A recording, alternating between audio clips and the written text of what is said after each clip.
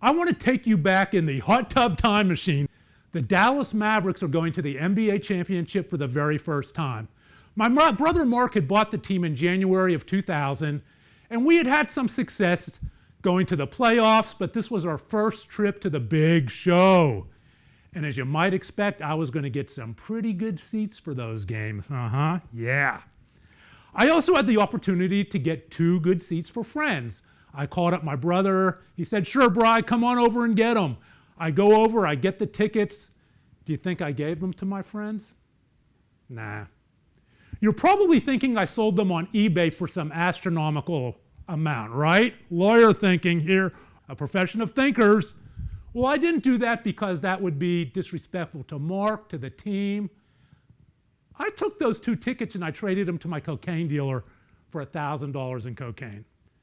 Selling them on eBay was disrespectful, but trading them to my cocaine dealer was perfectly acceptable in my mind. How the mind works in addiction. My dealer shows up at my door, boop, boop, boop. I go running down. I was high class, he delivered. He hands me this giant bag of cocaine. I give him the 2 tickets. I go running upstairs to my home office.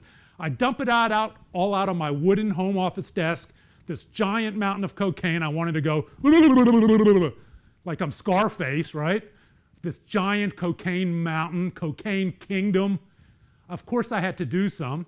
Roll up the dollar bill that has been who knows where. Cocaine users are a funny bunch in that regard. We'll wash our hands, we'll use the antiseptic, but we'll pick up a dollar bill or a 20 and roll it up that's been God knows where and stick it up our nose. Or snort it off the back of a toilet seat that has all kinds of crap on it, right? But cocaine had long stopped giving me the feeling of self-love and self-acceptance that I got when I did it in a bathroom in Dallas, Texas in 1987. Now it was just pain and shame and chasing the high that was never going to come again. But it was never a self-awareness of maybe I have a problem. It was, well, maybe I need to change from Jack Daniels to Grey Goose. Maybe I need to change my brand of wine. And then came the paranoia that often happens with long-term cocaine use. Do I hear the cops outside? Woo, woo, woo! Flashing lights, go to the window, peek outside. Go back, put the cocaine in the Ziploc baggie, hide it, get in my car. I drive to a Home Depot where I buy electrical faceplates, outlets, a drill, and a saw.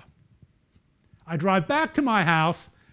I go to the bedrooms in the house, to the drywall, take the drill and the saw, bzz, bzz, bzz, bzz. I drill fake electrical outlets in the drywall in 3 of the bedrooms.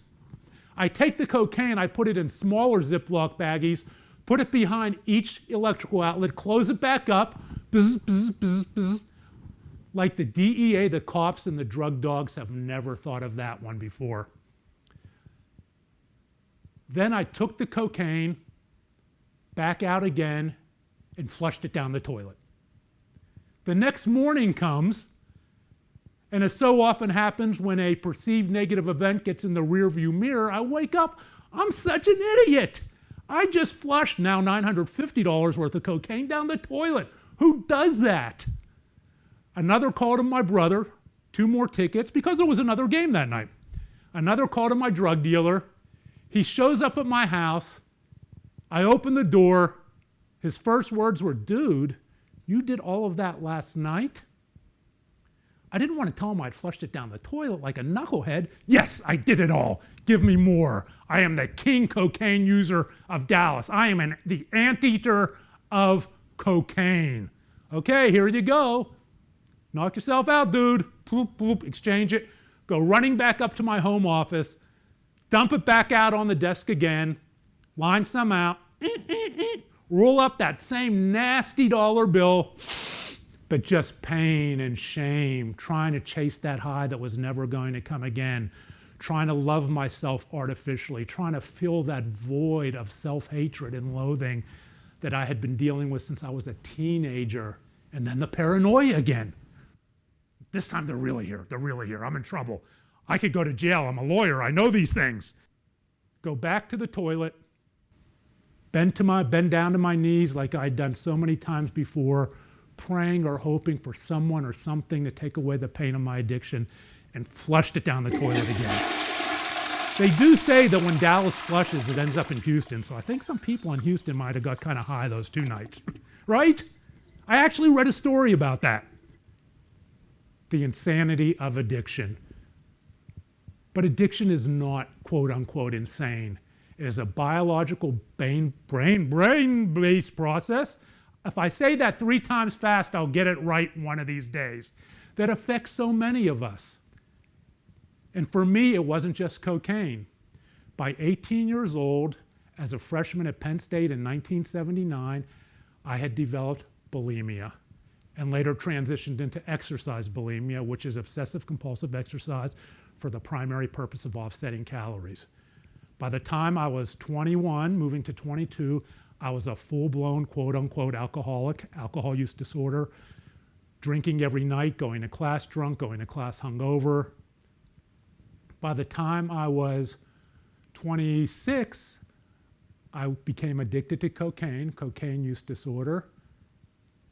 At 44, my first of 2 trips to a psychiatric facility after a near suicide attempt. Jail, 3 failed marriages, 1 more I get a free set of steak knives. And finally, recovery in 2007. All of that while trying to be a lawyer. Whoa.